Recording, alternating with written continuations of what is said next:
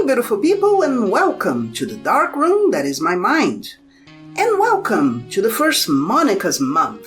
And this will also be a special month in which we'll talk just about educational comics, in what I call cautionary circulars.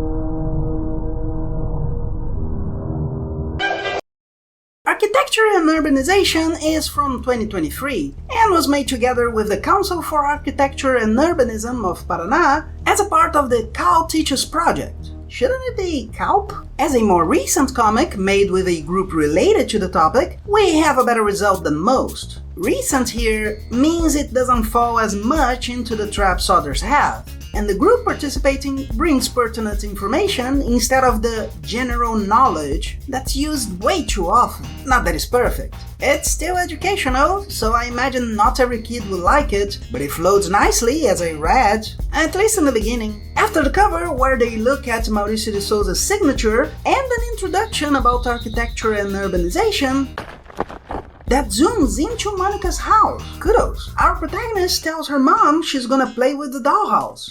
How cute. Dollhouse? No, honey, it's a scale model. Oh, I know what to do. Who's gonna live in it? A pixie?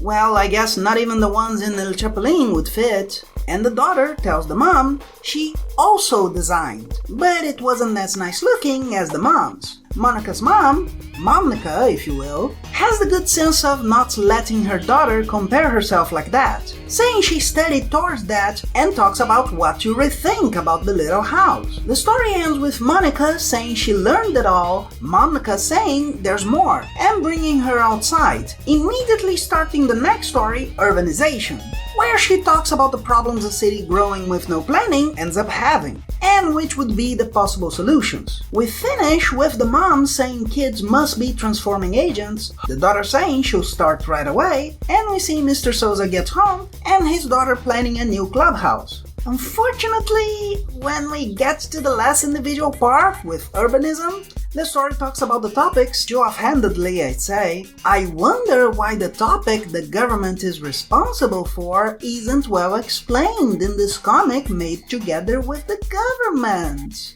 I know the topic is tricky, but the fact that there's more residencies in high-risk and high-vulnerability areas, as the comic says, mustn't be just for lack of planning. When they try to fix that, it's usually by trying to throw these people with no better option into places that have no infrastructure. I like that the story points basic things that are usually ignored, like expanding the infrastructure and selective collection, without pretending the individual can do something about it. That's the government's usual excuse. Still, using renewable clean energies is just thrown in, next to widen forestation as if they're less needed. In fact, Monica talks about increasing how they permeate and drain as if the problem is just the floods, instead of the urban centers being provenly hotter. Remember that thing you said about the houses getting hot? I think the first story is well done, but the second ends up wasting space for nothing and seems too afraid to talk about the government's obligations.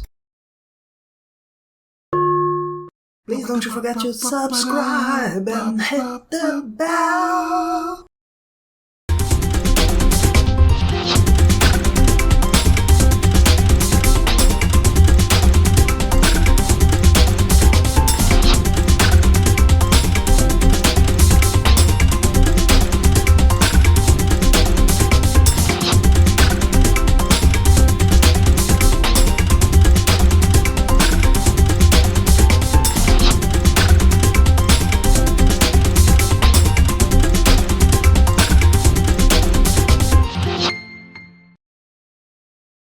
Hi beautiful people, and welcome to the dark room that is my mind, and to the first Monica's month.